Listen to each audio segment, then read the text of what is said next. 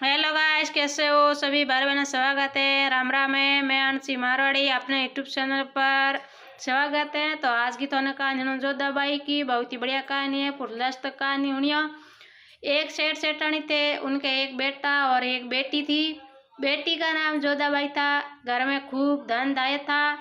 एक दिन सेठ सेठानी चल बसे। दोनों बहन भाई का विवाह हो चुका था।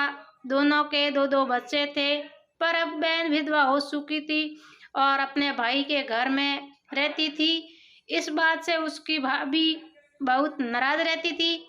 ऐसे ही प्रत्यपास आया तो भाई अपनी पत्नी से बोला, मैं पितरों के तर्पण और पिंडदान के लिए गंगा जी जा रहा हूँ। भाई के जाते ही भाभी ने बाहर नद और उसके बच्चे के लिए झोंपड़ी डलवा दी।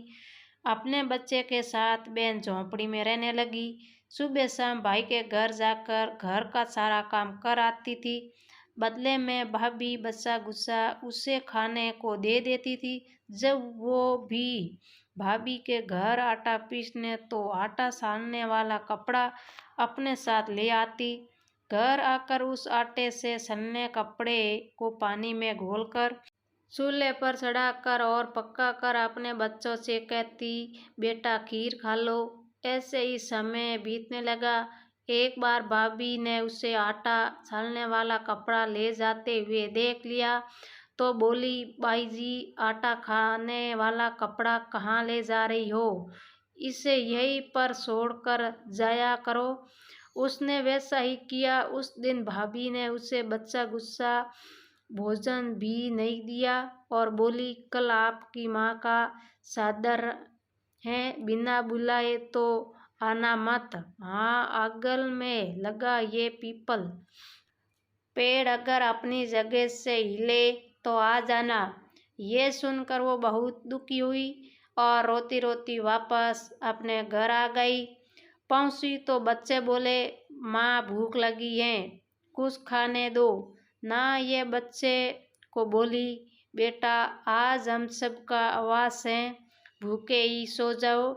अगले दिन बच्चे बोले, माँ मामी ने कहा था कि आज नानी का आशीर्वाद है तो चलो वहाँ चलते हैं। तो वह बोली, बेटा मामी ने कहा था कि आंगन का पीपल पेड़ अपनी जगह हिल जाए तो आ जाना।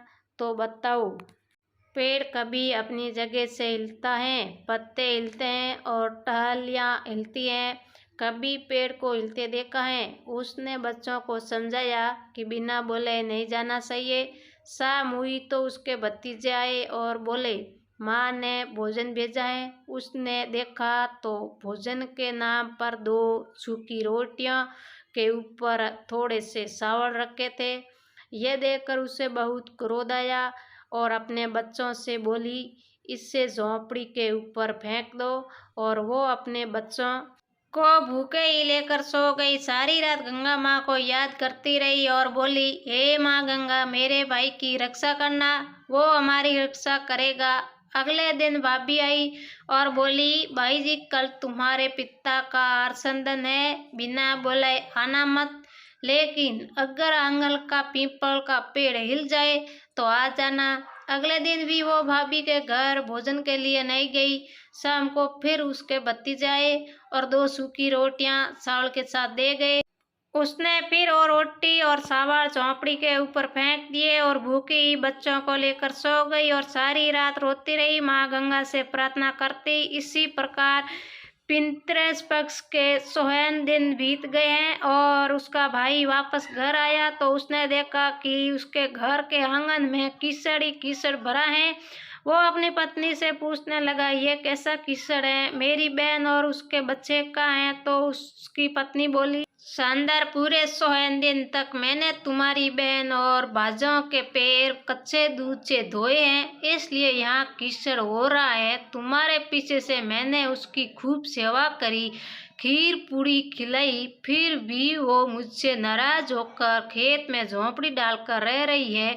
भाई खेत पर पहुंचा तो वहां देखता है कि वहां कोई झोंपड़ी नहीं थी, वहां एक सुंदर महल बना हुआ जिसके आंगन में उसके भतीजे खेल रहे थे। उसने अपनी बहन से पूछा, बहन ये सब क्या है? तब उसने अपने भाई को सारी बात बताई और बोली, भाई जो तेरे आंगन में कीचड़ है वो कच्चे दूध से नहीं बल्कि भाभी के व्यवहार से जो मैं दिन रात रोती थी उन आंसुओं का कीचड़ है। माता पिता के आर्सदन पर भाभी ने कहा, पीपल का पेड़ अपनी जगह से हिले तो आ जाना, बिना बुलाए मत आना। पीपल का पेड़ हिला नहीं तो हम गए नहीं।